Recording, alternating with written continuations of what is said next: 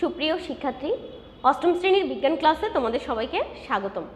আশা করছি তোমরা সবাই ভালো আছো। আলহামদুলিল্লাহ, আমিও ভালো আছি। দেখতে দেখতে কতদিন পার হয়ে যাচ্ছে, তাই না? আমাদের ফার্স্ট সেমিস্টারের সিলেবাসটাও শেষ হয়ে গেল। এখন আমরা রিভিশন করব। তো সপ্তম অধ্যায় আমাদের শেষ হলো, সেই সাথে সিলেবাসটা আমাদের শেষ হলো। তো সিলেবাসের বিভিন্ন অংশ, বিশেষ করে যে অধ্যায় বা প্রশ্নগুলো তোমাদের কাছে একটু কঠিন বলে মনে হয়, এর পরবর্তীতে আমরা সেগুলো আলোচনা করব। তবে আমি বলবো, রিভিশন ক্লাসে তোমরা প্রত্যেকেই আগের ক্লাসগুলোর মতোই মনোযোগ ধরে রাখবে এবং সেই সাথে নির্দিষ্ট হোমওয়ার্ক এবং তোমার ক্লাস ওয়ার্কের কাজগুলো ভালোভাবে করবে। আজকে তোমাদেরকে সপ্তম অধ্যায়ের সংক্ষিপ্ত প্রশ্ন উত্তর, অর্থাৎ কিছু গুরুত্বপূর্ণ জ্ঞানমূলক এবং অনুধাবনমূলক প্রশ্ন উত্তর করাবো। গতদিনে আমরা পৃথিবীর বিভিন্ন স্থানে আসলে অভিকর্ষ ত্বরণের সাথে সাথে বস্তুর ওজন কিভাবে পরিবর্তিত হয় সেটা পড়েছিলাম, এবং সেই সাথে আমরা লিফটে, তারপরে মহাশূন্যে, এগুলোতে আমরা কেন ওজনহীনতা অনুভব করি সেটাও আমরা পড়েছিলাম, তাই না? এখন আমরা তো জানি যে বস্তুর ওজন আসলে কিসের উপরে নির্ভর করে বলো তো? বস্তুর ওজন নির্ভর করে অভিকর্ষ ত্বরণ, অর্থাৎ কিসের উপরে? যে জি এর মানের উপরে। অর্থাৎ কোনো কারণে জি এর মানের যদি পরিবর্তন ঘটে, তাহলে বস্তুর ওজনও কি হয়? পরিবর্তন হয়। তো এর অনেকগুলো কারণ আছে পৃথিবীর বিভিন্ন স্থানে, পৃথিবীর আকৃতি, এর আহ্নিক গতির জন্য, তারপরে ভূপৃষ্ঠ থেকে উপরে উঠে যাওয়ার জন্য, পৃথিবীর অভ্যন্তরে যাওয়ার জন্য, তাই না? এরকম কিছু কারণ ছিল। এখন বলো তো আমাকে প্রথমেই, যে পৃথিবীর আকৃতির জন্য আসলে কেন ওজনের পরিবর্তন হয়? আমরা জানি যে আমাদের পৃথিবী সুষম গোলক নয়, অর্থাৎ পৃথিবীর কেন্দ্র থেকে এর বিভিন্ন স্থানের দূরত্ব বিভিন্ন রকম। তো যে সকল স্থানের দূরত্ব পৃথিবীর কেন্দ্র থেকে খুব কম, কাছাকাছি, সেই সকল স্থানে জি এর মান বেশি হয়। আর যে সকল স্থানে জি এর মান বেশি হয়, সেই সকল স্থানে বস্তুর ওজনও বেশি হয়। যেমন মেরু অঞ্চল, মেরু অঞ্চলে জি এর মান 9.83 মিটার পার সেকেন্ড স্কোয়ার। তাহলে মেরু অঞ্চলে বস্তুর ওজন কী হবে? সবচেয়ে বেশি হবে, কারণ মেরু অঞ্চল পৃথিবীর কেন্দ্রের কাছাকাছি অবস্থিত। আর এরপরে মেরু অঞ্চল থেকে আমরা যত দূরে সরে যাব, বিষুব অঞ্চলের দিকে যাব, ব্যাসার্ধ তত বেশি বাড়তে থাকবে, জি এর মান কমতে থাকবে, এবং সেই সাথে বস্তুর ওজনও কমে যাবে। আর তোমরা তো জানো যে পৃথিবী পৃষ্ঠ থেকে আমরা যত উপরের দিকে যাই, তত বেশি কি হয়? বস্তুর ওজন কমে যায়, কারণ জি এর মান দূরত্বের জন্য কমতে থাকে, গ্র্যাভিটি থাকে না, এবং এই কারণে বস্তুর ওজনটা একেবারে কম হয়। আর যখন পৃথিবীর অভ্যন্তরে আমরা যাই, তখনও একই অবস্থা, বস্তুর ওজন ধীরে ধীরে কমে যায়। তাহলে আমরা এটা বুঝতে পারলাম যে বস্তুর ওজন নির্ভর করে জি এর মানের ওপরে। তো আজকে দেখো, আমি এখানে 12টা প্রশ্ন লিখেছি। এর মধ্যে প্রথম 7টা প্রশ্ন জ্ঞানমূলক প্রশ্ন এবং শেষের 5টি প্রশ্ন অনুধাবনমূলক প্রশ্ন। তো প্রথম প্রশ্নটা কি আছে আমরা দেখে নিই। প্রথম প্রশ্ন আছে, মহাকর্ষ কাকে বলে? খুব সহজ উত্তর, তাই না? আমাদের অধ্যায়টার নামই তো মহাকর্ষ। তো এই অধ্যায়ের নামেই এই প্রশ্ন যে মহাকর্ষ কাকে বলে। তো মহাকর্ষ যে মহাবিশ্বের যে কোনো দুটি বস্তুর মধ্যে যে আকর্ষণ, সেটাকে বলা হয় মহাকর্ষ। অর্থাৎ এই কলম এবং এই বোতলের মধ্যে যে আকর্ষণ, সেটাকে আমরা বলতে পারি মহাকর্ষ। তোমার এবং তোমার বিজ্ঞান বইয়ের মধ্যে যে আকর্ষণ, সেটাকেও আমরা বলতে পারি মহাকর্ষ। তাহলে মহাবিশ্বের যে কোনো দুটি বস্তুর মধ্যে যে আকর্ষণ, সেটাকে আমরা বলবো মহাকর্ষ। এবারে আসো, ভর কাকে বলে? আমরা তো ভর শব্দটাকে সবসময় মিসইউজ করি, তাই না? আমরা সবসময় ভরকে ওজন বলে থাকি। আমরা কখনো কাউকে জিজ্ঞাসা করি না যে তোমার ভর কত, আমরা সবসময় বলি তোমার ওজন কত। কিন্তু সেটা আসলে কি হবে? ভর হবে। আমরা এই অধ্যায় পড়ে সেটা জেনেছি। আমি আশা করছি তোমাদের সকলের কনফিউশন দূর হয়েছে এবং তোমরা ভর বলতে শিখবে এখন থেকে। তো ভর কাকে বলে? কোনো বস্তুতে মোট পদার্থের পরিমাণকে ভর বলে। কোনো বস্তুতে মোট পদার্থের পরিমাণকে ভর বলে। অর্থাৎ একটা বস্তু বাহ্যিকভাবে যেমনই দেখতে হোক না কেন, সেটা যে সকল অংশ নিয়ে গঠিত, তার টোটাল পরিমাণটাকে আমরা সেটার ভর বলে থাকবো। এরপরে ওজন বলতে কি বোঝো? হ্যাঁ, যে জিনিসটা আমরা মিস করি, তাই না? যে জিনিসটাকে আমরা মিস্টেক করে অন্যান্য জিনিস বলি। তো এই ওজনটা তাহলে কি? ওজনের সঠিক সংজ্ঞা যে ওজন কাকে বলে? ওজন হলো কোনো বস্তুকে পৃথিবী যে আকর্ষণ বল দ্বারা তার কেন্দ্রের দিকে টানে, তাকে বলা হয় ওজন। ঠিক আছে? আমরা তো জানি যে পৃথিবীতে আমরা যেমন পৃথিবীকে আকর্ষণ করি, পৃথিবী তেমন আমাদেরকে আকর্ষণ করে, তাই না? তো যে আকর্ষণ বল দ্বারা পৃথিবী আমাদেরকে তার কেন্দ্রের দিকে টানে, সেটাকে আমরা বলি থাকি ওজন। এরপরে স্প্রিং নীতি কি? স্প্রিং নীতি হচ্ছে এক ধরনের পরিমাপক যন্ত্র, তাই না? তো স্প্রিং নীতি হচ্ছে যে নীতির সাহায্যে কোনো বস্তুর ওজন সরাসরি নির্ণয় করা যায় বা পরিমাপ করা যায় তাকে বলা হয় স্প্রিং নীতি। অর্থাৎ বস্তুর ওজন নির্ণয়ের জন্য কোন যন্ত্র ব্যবহার করা হয়? স্প্রিং নীতি ব্যবহার করা যায়। অভিকর্ষ ত্বরণ জি এর আদর্শ মান কত? আমরা তো জানি যে অভিকর্ষ ত্বরণ জি এর মান স্থানভেদে পরিবর্তন হয়ে যায়। মেরু অঞ্চলে একরকম, ক্রান্তীয় অঞ্চলে একরকম, বিষুবীয় অঞ্চলে আর এক রকম। একটা স্থানের আদর্শ মান যদি আমরা জানতে চাই হচ্ছে যে জি এর বা অভিকর্ষ ত্বরণ জি এর হচ্ছে আদর্শ মান কত, তখন আমরা সেই কোনো বিশেষ কোনো স্থানের নাম না বলে আমরা যে একটা আদর্শ মান আছে সেটা হচ্ছে কত, তোমরা নিশ্চয়ই সবাই জানো, 9.8 মিটার পার সেকেন্ড স্কোয়ার। তাহলে মেরু অঞ্চল, ক্রান্তীয় অঞ্চল, বিষুবীয় অঞ্চলেরটা না লিখে আমরা এই আদর্শ মানটা লিখবে, এটাকে আদর্শ মান ধরা হয়। এই আদর্শ মান অনুযায়ী আমরা হিসাবটা করে থাকি। তো এটা হলো জি এর আদর্শ মান। আর পৃথিবীর কেন্দ্রে বস্তুর ওজন কত? আচ্ছা, বস্তুর ওজন বারবারই এটা বলছি যে বস্তুর ওজন অভিকর্ষ ত্বরণ জি এর উপরে নির্ভর করে। তো বস্তুর ওজন পৃথিবীর কেন্দ্রে কত?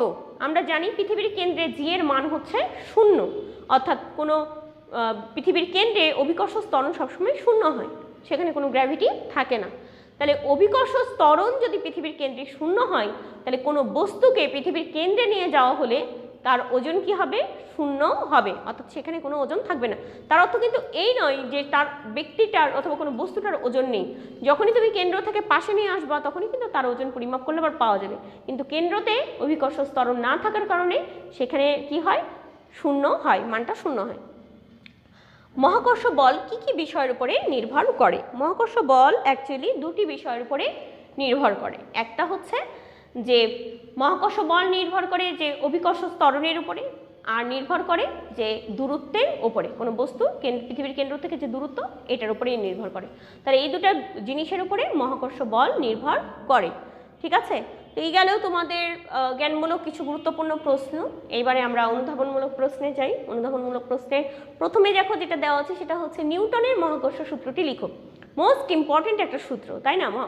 আমাদের মহাকর্ষের সূত্রটা। তো মহাকর্ষের সূত্রটা লিখতে বলেছে, তাহলে এই সূত্রের কিন্তু সাংকেতিক রূপ লেখা যাবে না, আগেই কিন্তু তোমাকে সূত্রটা বলতে হবে। সূত্রটা কি? সূত্রটা হচ্ছে এই মহাবিশ্বের প্রতিটি বস্তুকণা একে অপরকে নিজের দিকে আকর্ষণ করে। এই আকর্ষণ বলের মান বস্তুকণাদ্বয়ের ভরের গুণফলের সমানুপাতিক এবং এদের দূরত্বের বর্গের ব্যস্তানুপাতিক, এবং এই আকর্ষণ বল বস্তুকণাদ্বয়ের সংযোজক সরলরেখা বরাবর ক্রিয়া করে। এটা হচ্ছে নিউটনের মহাকর্ষ সূত্র। আমরা যদি এটাকে একটা উদাহরণ দিয়ে বলতে চাই যে মনে করি M1 M2 দুটি বস্তু পরস্পর থেকে d দূরত্বে অবস্থিত এবং একে অপরকে F বল দ্বারা আকর্ষণ করে, তাহলে আমরা সূত্রটা এইভাবে লিখতে পারি, F ইকাল টু G, দুটি বস্তু যেহেতু M1 M2 বাই হচ্ছে d স্কয়ার। এখানে জিটা কি? এখানে জি হচ্ছে সমানুপাতিক ধ্রুবক বা মহাকর্ষীয় ধ্রুবক, তাই না? এভাবে আমরা 2 মার্কের জন্য আমরা সূত্রটা লিখে এরকম সাংকেতিক রূপ দিলে আমাদের ফুল মার্কস পাওয়ার হচ্ছে পসিবিলিটি থাকে।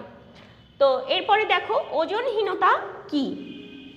একটু আগে আমরা একটা জ্ঞানমূলক প্রশ্ন, এই যে পৃথিবীর কেন্দ্রে বস্তুর ওজন কত, এটা পড়তে গিয়ে দেখলাম যে আসলে ওজনহীন আমরা বা বস্তুর ওজন শূন্য দেখাই কেন। তো মনে করো যে কোনো একটি ব্যক্তি যিনি লিফটে করে নামছেন অথবা উঠছেন, এমন সময় যদি এরকম হয় যে লিফটটি মুক্তভাবে পড়ছে, অর্থাৎ লিফটের তার ছিঁড়ে গেল, লিফটটা মুক্তভাবে পড়ছে, তখন কিন্তু সেখানে কোনো অভিকর্ষ ত্বরণ কাজ করে না, অর্থাৎ লিফট এবং লিফটে থাকা ব্যক্তির উভয়েরই নিচের দিকে কোনো ত্বরণ থাকে না, অভিকর্ষ ত্বরণ থাকে না। অর্থাৎ অভিকর্ষ ত্বরণ থাকে লিফটের সাপেক্ষে ব্যক্তির G - G = 0। তাহলে এরকম যদি কখনো এরকম সিচুয়েশনের সৃষ্টি হয় যে যেখানে কোনো আকর্ষণ থাকে না, যার ফলে লিফটে থাকা ব্যক্তিকে এবং লিফটে থাকা ব্যক্তি লিফটকে কেউই কারো উপরে কোনো বল প্রয়োগ করতে পারছে না, কারণ জিনিসটা মুক্তভাবে পড়ছে, কোনো আকর্ষণ বল নেই। তাহলে এই অবস্থায় সেই ব্যক্তি কী করতে পারে? নিজেকে ওজনহীন মনে করতে পারেন এবং এই ঘটনাটাকে ওজনহীনতা বলা হয়। তাহলে ওজনহীনতা আর ওজন অনুভব করা বা ওজন না থাকা এটা কিন্তু একই রকম বিষয়টা না। আসলে সব কিছুর মানে যে বস্তুরই ভর থাকে তার কিন্তু ওজনও থাকে। তাহলে ওজন আছে অথচ একটা বিশেষ সিচুয়েশনের কারণে সেটাকে কি মনে হচ্ছে, ওজনহীনতা মনে হচ্ছে, তাহলে আমরা কি করতে পারি, ওজন থাকলেও এমন কোনো পরিস্থিতির সৃষ্টি হতে পারে যেটার কারণে নিজেকে ওজনহীন মনে করতে পারি। অভিকর্ষ ত্বরণ বলতে কি বোঝায়? আমরা তো জানি যে অভিকর্ষ কাকে বলে, তাই না? পৃথিবী অন্য একটি বস্তুর উপরে পৃথিবীর যে আকর্ষণ সেটাকে আমরা বলি অভিকর্ষ। তাহলে অভিকর্ষ ত্বরণ কি? ত্বরণের সংজ্ঞা আমরা আগে জানি যে ত্বরণ কাকে বলে। আমরা জানি কোনো বস্তুর প্রতি সেকেন্ডে বেগ বৃদ্ধির হারকে বলা হয় ত্বরণ। কোনো বস্তুর প্রতি সেকেন্ডে বেগ বৃদ্ধির হারকে বলা হয় ত্বরণ। আর অনেক সময় অভিকর্ষ বলের প্রভাবে ত্বরণ সম্পন্ন হয়, যেটাকে আমরা অভিকর্ষ ত্বরণ বলে থাকি। তাহলে অভিকর্ষ বলের প্রভাবে যে ত্বরণ সম্পন্ন হয় তাকে অভিকর্ষ ত্বরণ বলে। ভর ও ওজনের মধ্যে পার্থক্য লিখো। এরকম পার্থক্য 2 মার্কের জন্য নরমালি আসে, মাঝে মাঝে 3 মার্কের জন্যও আসে, তবে 2 মার্কের জন্য আসলে আমরা চেষ্টা করব মূল কথাগুলো লেখা। আসলে যখন পার্থক্য লিখতে দেয় স্পেশালি 2 মার্কের জন্য, তখন কিন্তু অনেকগুলো পার্থক্য, 2 মার্কের প্রশ্নের জন্য 8টা 10টা পার্থক্য লেখার তো কোনো মানে নেই। তাহলে আমরা 3টা লিখবো, 4টা লিখবো, এরকম লিখবো, কিন্তু যেগুলো খুব ইম্পর্টেন্ট পার্থক্য সেগুলো লিখবো। যেমন প্রথমে আমরা সংজ্ঞা দিব যে ভর হচ্ছে কোনো বস্তুতে মোট পদার্থের পরিমাণকে ভর বলে। তাহলে ওজন কাকে বলে? ওজন হচ্ছে কোনো বস্তুকে পৃথিবীর যে বল দ্বারা তার নিজ কেন্দ্রের দিকে আকর্ষণ করে তাকে ওজন বলে। আমরা জানি ভর হচ্ছে অপরিবর্তনশীল, অর্থাৎ কোনো একটি বস্তুর বা ব্যক্তির ভর কখনোই কি হয় না, পরিবর্তন হয় না। ভর হচ্ছে সব জায়গাতে একই রকম থাকবে, স্থানভেদে ভর কখনোই পরিবর্তন হয় না। অর্থাৎ আমি এখন পৃথিবীতে আছি, আমার এখানে ভর যত, আমার চাঁদেও কিন্তু ভর তত। ভর এমন হতে পারে যে আমার ভর বৃদ্ধি পেল, সেক্ষেত্রে বৃদ্ধি হওয়ার পরেও আমার ভর পৃথিবীতে যেমন চাঁদেও তেমন থাকবে, মঙ্গলেও তেমন থাকবে, মহাশূন্যেও তেমন থাকবে। অর্থাৎ ভর কখনোই কোনো স্থানে পরিবর্তন হয় না, কিন্তু স্থানভেদে কি হয়, ওজনের পরিবর্তন ঘটে। মেরু অঞ্চলে ওজন একরকম হবে, বিষুব অঞ্চলে ওজন আর এক রকম হবে, আবার ক্রান্তীয় অঞ্চলে ওজন আর এক রকম হবে। সুতরাং ওজন স্থানভেদে পরিবর্তন হয়, কিন্তু ভর স্থানভেদে পরিবর্তন হয় না। ভরের একক কি? ভরের একক হচ্ছে কিলোগ্রাম বা কেজি। আর ওজনের একক কি? ওজনের একক হচ্ছে নিউটন। এরকম গুরুত্বপূর্ণ পার্থক্যগুলো দিয়ে আমরা কিন্তু এই উত্তরটা লিখতে পারি। শেষ প্রশ্ন, চাঁদে বস্তুর ওজন কমে যায় কেন? ওজন কমে যায় কেন? আমরা তো একটু আগেই বললাম যে বিভিন্ন স্থানে বস্তুর ওজন কি হতে পারে, পরিবর্তন হতে পারে।